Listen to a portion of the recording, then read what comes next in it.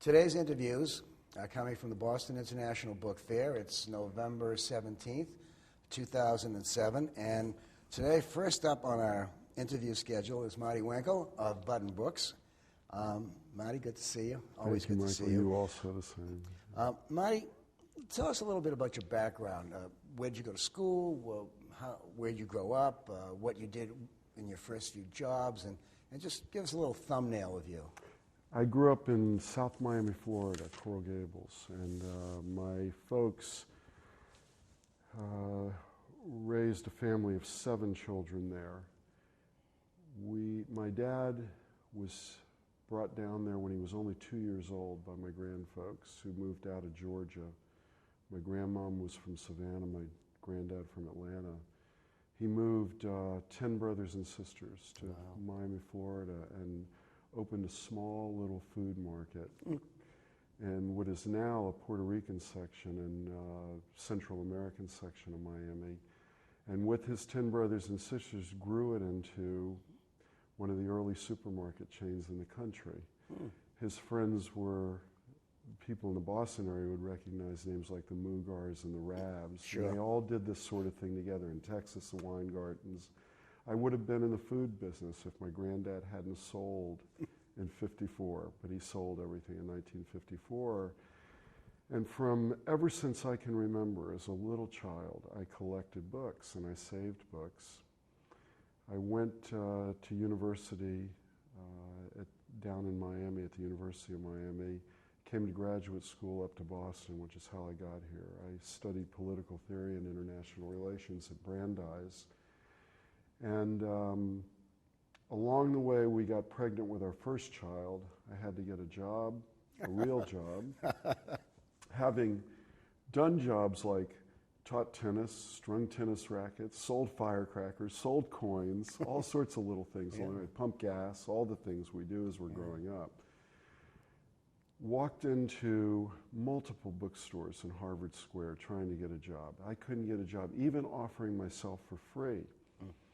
So I figured the only thing that I had any hope of getting a job doing was being a stockbroker. I had some knowledge of investments and finances. I'm still interested in that sort of thing, but I got a job as a broker, and along the way, I learned how to interview.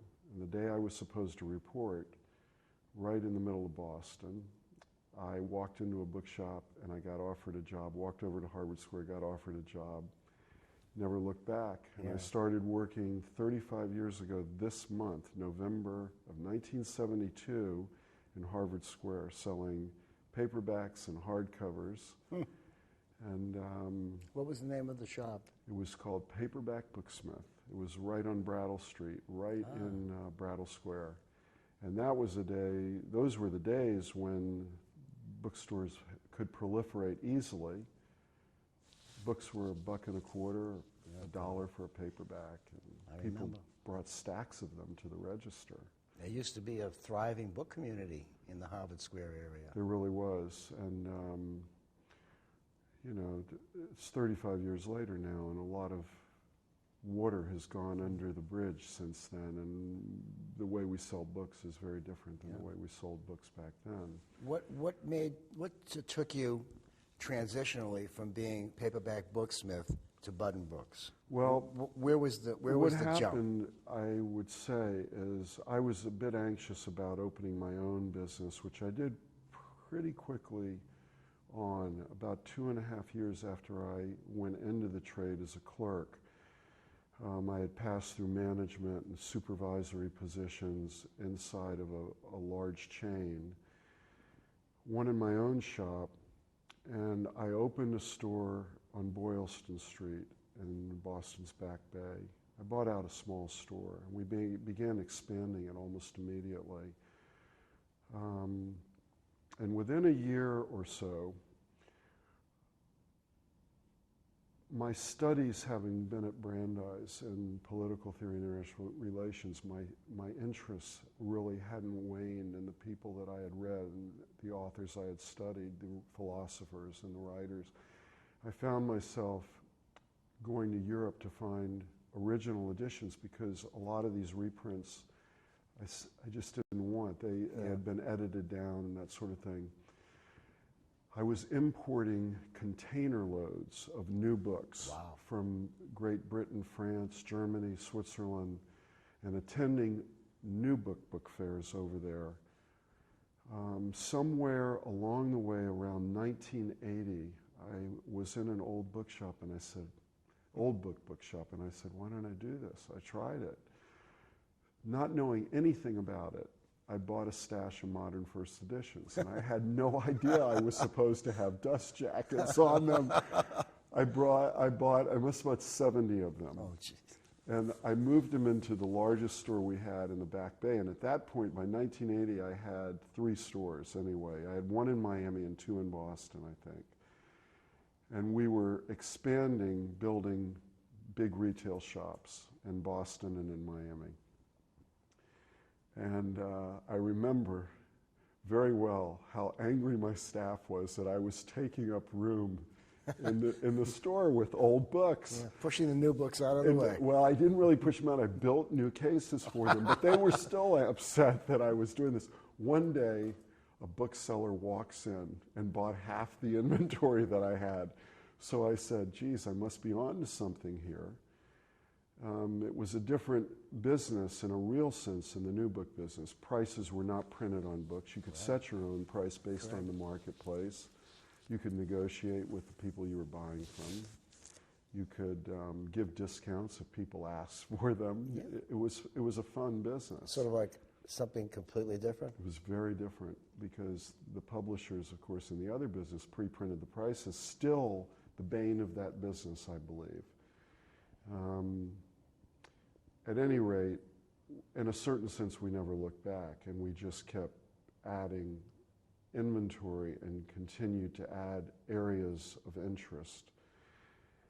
And I added older books into each location that we had, basic in some locations, but at the main store in Boston, I really began to expand in a pretty serious way. And we got into voyages, travel, exploration, we got into illustrated books, we got into fine bindings, got into philosophy and early printed books, and it just went on. And this is, of course, without any formal background, I had no and without having apprenticed with any other bookseller. You sort of like did it by the seat of your pants. I basically did, but you know, I had been a bookseller in the new book trades for 5 years at that point, starting as a clerk. I wasn't really afraid of doing business, and I wasn't afraid of learning things along the way. And I figured, heck, I was still a young guy. It was going to take a lifetime to learn, and by the time I died, I still wasn't going to know an nth of what I might be able to know. Yeah. So, do you have any like fond recollections of your early days in the trade? Perhaps some bookseller or booksellers that influenced you, were your mentors, or who made sort of greased the wheels a little bit for you? I do have very fond memories. To be real honest, because I was in Europe so much, bringing over new books, I found myself walking into antiquarian book dealers, especially in England, in France, which was a little bit more off-putting to me at the time, Italy, but England especially. And people that were coming along at the same time were still very dear friends. People like Ed Maggs, who was very young in the family business. Yes. But I met Mr. John pretty early on, and especially the folks at Maggs. David Brass still had his own shop on Vere Street, D. Joseph. And David and I became pretty friendly back in those days before he moved into the big leagues, as it were. Yeah. And then there were a lot of English dealers, especially Bertram Rota and Tony Rota. Still, you know, as the years went on, it became a good friend, Julian, his son. But it was really a lot of the English dealers. I would travel all over the country in England, and most of the books that I brought back, or most of the books that I dealt in English, were really printed in England more than they were in America. And then I started getting into early printed books that were French or Italian, and dealing with dealers especially in those countries, but early printed books in Latin and Greek, books that had come out of my studies. So The thing I found that I loved about all of this was not only being able to be in business, which was in a sense a background of my life, but also to continue my studies and to continue to write, which I've been able to do all my life. So you were a bit of an Anglophile when you first started. In a sense, but most people who knew me would say I was a Germanophile. And, yes. Do you still make the trip across the pond on a regular basis? For years, I was over almost once a month. And in recent years, it's become much more difficult to trek around the countryside of any of these countries and find wonderful things. Yeah. So I find myself going over every couple of months now. Every couple of months now, Every couple of months. But I go to all those countries still. Marty, we all know the world of books changed dramatically with the advent of the internet. How did you find your transition from traditional bookselling to internet bookselling? Was it difficult?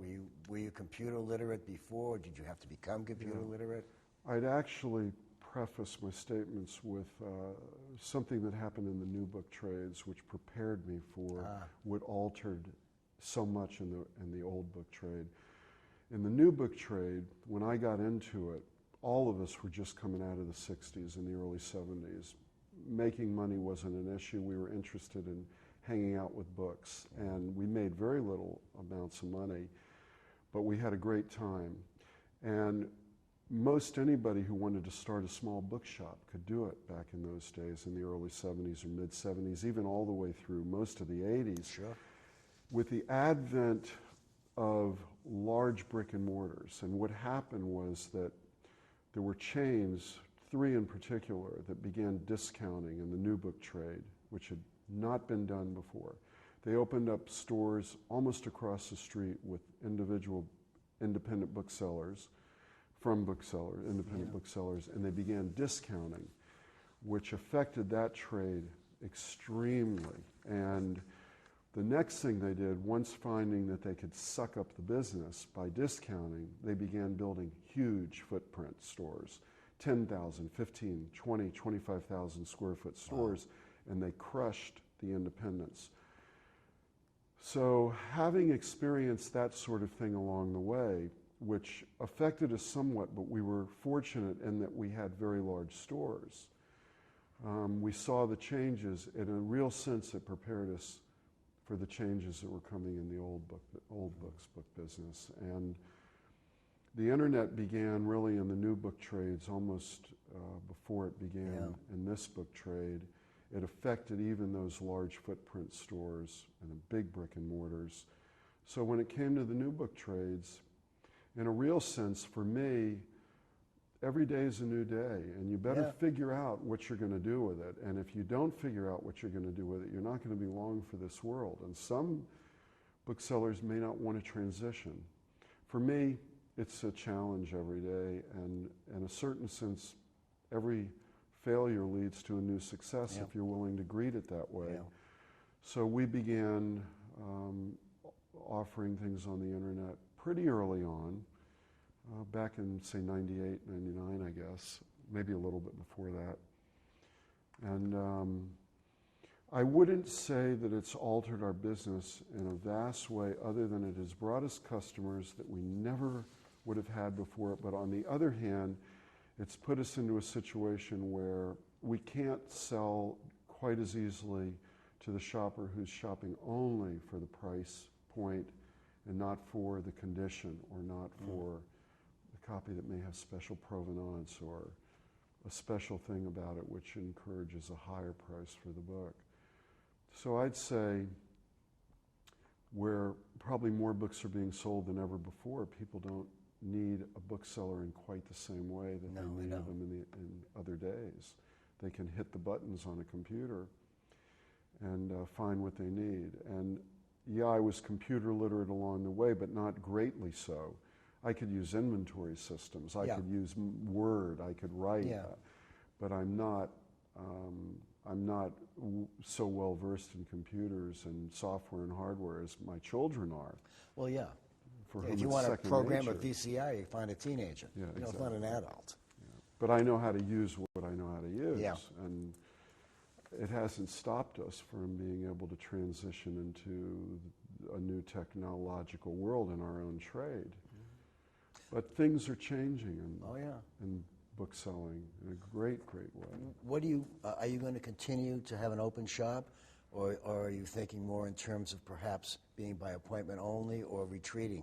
I don't see myself retreating now. I love this business. I love hunting for books. I still love books. I got over the problem 7 years ago, 6, 7 years ago, about worrying about how many books I had in inventory. Right. I told my boys, look, I'm just going to die, and you guys take care of it and enjoy it and sell it. Yeah. And so I still buy books and I enjoy it. So I don't see myself retreating, as it were. But after I sold the last of my open shops in the new book business, where I was on the street and I had 6 shops when I started selling them, I really decided I was going to be more private. Even though I'm retail, I don't put a sign out. People would say I'm out of my mind not to put a sign up. But it allows us to really concentrate, to keep our privacy in a way, to work with the books individually, to have a smaller staff rather than a larger. At one point in my career, I had 140 employees. Wow. It's a lot of mouths to feed. It's a lot of mouths to feed. And I decided when I sold the last store that I really was stepping back from that. I've never looked back, and I've enjoyed this immensely. So I think we're doing the thing that we feel most comfortable with doing. Do you issue catalogs or lists? We issue catalog quite a bit, actually. We still do it, and we issue lists that are simple to use on a monthly basis, even every 3 or 4 weeks, I guess. And then we issue general catalogs a number of times a year, specific catalogs a number of times a year. So probably we're mailing out, I bet we mail out somewhere between 18 and 24 mailings a year to our customer base and to the base of people that have bought from us over the decades that we've been in business. If you can just put on your thinking cap for a second, what percentage of your business is catalog, what percentage of your business is internet, and what percentage of your business is people walking into your shop and purchasing? It's really tough for me to tell you. Just some approximation. I don't really watch it all that much. I would say in units sold, that probably more is sold out of catalog than any other vehicle we use for selling. Probably the internet comes next, along with phone and fax and email that we use, and walk-in is probably next. However, if I was to look at it in terms of dollars sold or currency exchanged, it's probably different than that. I would say that it's more picking up the phone or emailing somebody when I have something that I think they might be interested in. If you were going to enter the antiquarian book trade at this era, how would you do it? And would you do it? I suppose I'd only do it if I loved books as much as I do. But without a lot of capital, I think it's very, very difficult to enter the trades now and have fine books. I think you can always enter with cheap books because they're easy to get but they're not so easy to sell. Well, when you see 20 copies of a book that used to be $100 is 20 copies at $25, you have a choice. You can either keep your copy off the net or lower your price. That's right, and that's what people do. They lower the price, they lower the price, they lower the price. So I sense that I'll still be alive when these books have shaken out and the supply has dwindled somewhat. But right now, because of technology, supply is much greater than demand, in spite of the fact that we're probably selling more books than ever before, or there's more books being purchased in the world than ever before. It's being spread out over a much larger group of sellers than it ever was. Than it ever was, Marty, what do you think are some of the great challenges that we as booksellers face in the next 10 or 15 years? I know that technology is going to change, but do you see this business as being a viable entity 10, 15 years down the road? Well, I've said for some years now, probably not that long after 9/11, that I really felt that we were transitioning into a period when books were not going to serve quite the same purpose as they had in the past. When you and I were growing up and when we went into this trade, you had to have books in a library to access information, and you had to go to libraries to access information. Nowadays, to access information, you can go on the internet, and you can find books on the internet, and you can go into the text itself over the internet. So building a library to garner information for yourself isn't quite as necessary as it once was. My sense is that fine books will always be collected as objets and as antiques, and for people that wish to access them, they will still form libraries in that way. But buying a book for enjoyment will be done, I think, at the less expensive end of things, and paperback and hardcover. New books will still be bought, what have you. But the way we used to sell books, with orders coming in all day, is a thing of the past, I think. Do you remember number of years ago, you would get an envelope and there'd be like 35 slips in it, order slips, and you'd say, wow. Nowadays, the envelope comes and there might be just one. That's exactly right. And it's changed so when dramatically. You get a call, it's nice. And we spend a lot more time, I think, making sure that customers know that we have something for them now than we used to do before. But I still like the business, and I enjoy the business, and as long as I enjoy it, I'll do it. So if I retreat, yes, I may do things in a different way. My sense is that I will always have a public location. I've thought about, will I go to my home? I don't think so. Well, I have built other locations to house books, but I believe I will always have a public location in a very public spot where at least I can greet customers. How big it has to be is another question. Do I have to have all my inventory there? I don't think so, because I think customers are going to be able to access the information about what I've got in new ways, just like they're already doing. And now we get orders because people have Googled up something, or they've Yahooed up something, or they've Microsoft search engine it. I know. It's a whole new world. It's a whole new world. What part does book fairs play in your business and your career? Well, that's a very good question, because I think that's changing. Well, yeah, all the that's time. why I'm asking it. A few years ago, I decided that book fairs were really going. I was going to have to look at them more in the sense as a marketing vehicle than a selling vehicle, and I was going to have to look at them more as a buying opportunity to see my colleagues all under one roof in one fell swoop at one time. Then I was going to be able to see them as a selling opportunity. Having said that, I still wish to sell when I come to these. So we still try to bring reasonable things that people will be interested in. And the fairs in this particular year, 2007, have actually been very strong for us. But it hasn't been with lots of people just walking and buying things. I've had things that people want, or they want to add to their collection, or a dealer. Dealers have grown more important to our trade at book fairs.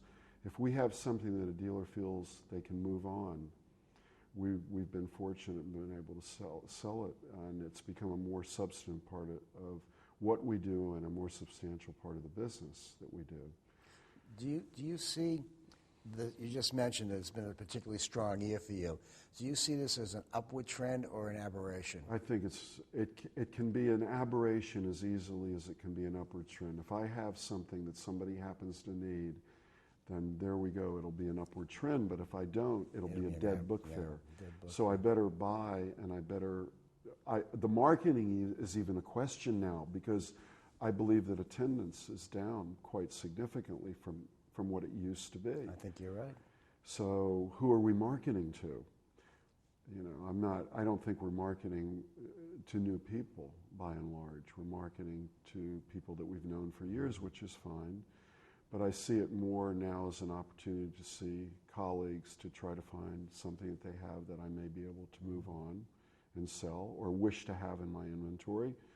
because I love having the books around, and I'm Yeah. not worried about keeping them. I think that they'll always be valuable things. When I look at what I've bought, we're doing an interview here at a book fair right now, Right. at the Boston International Fair. I've bought wonderful books. These are not books that are going away in importance. I've bought copies of de Tocqueville. I've bought copies of More's Utopia. I've bought the Federalist Papers. Oh. I mean, when you think about it, these are things that will stay with us for a long, forever. long time. So we have to stop being Americans as we know it, not to be interested in those texts. Yeah. And I feel that I've done quite well buying at this particular fair and the small fair that I went to alongside of it. And I'm pleased to see that there are so many colleagues still selling and still out there making a living from doing it.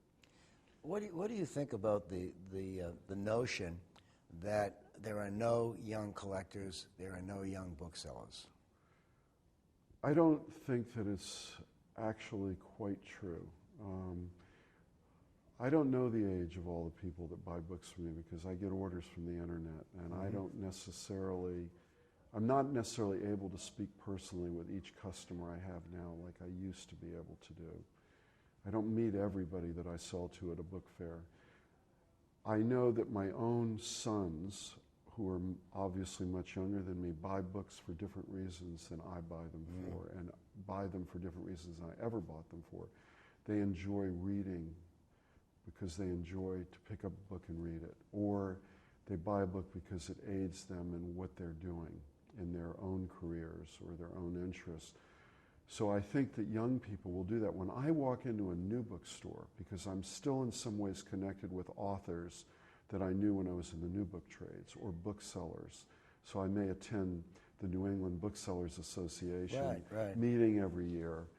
There are young booksellers that come into the trades, and I believe probably that they might transition into selling old books along the way because it gives them an opportunity to open up a new front, to not have to adhere to guidelines set by publishers and manufacturers on how a book is to be sold, and having to compete with big chains. They can go out, they can find a decent book and sell it to somebody in a local area and make more by percentage than they may make having to pay freight and getting a 40% discount in the new book trade. Yeah.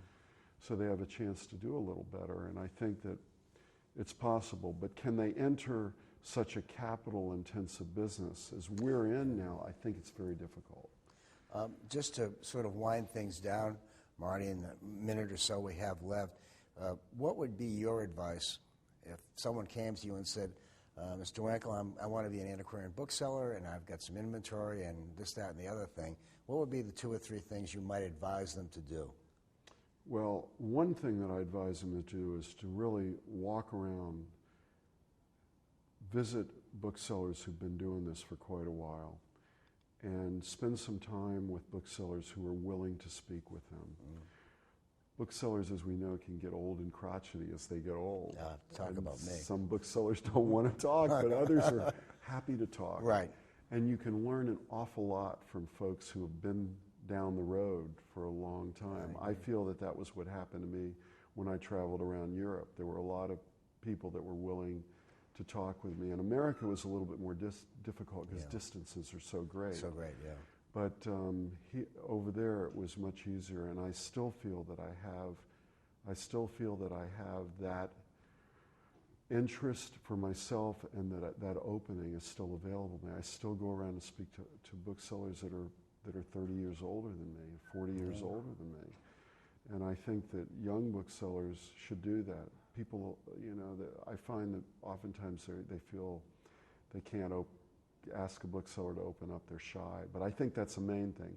And then the actual things, I think that you have to really be willing to fail along the way in order to find your niche and to have some success. And you have to go on the internet, you have to be internet savvy, you have to try any possible thing within reason economically. You have to manage your business financially in a way that helps you get through it all. But that's no different than any business. Right. And I think those things are important. Well, great. Thanks very much, Marty. Great interview, and good luck at the book fair. Thank you, sir. Good to be with you, Michael. Good to be with you, Marty.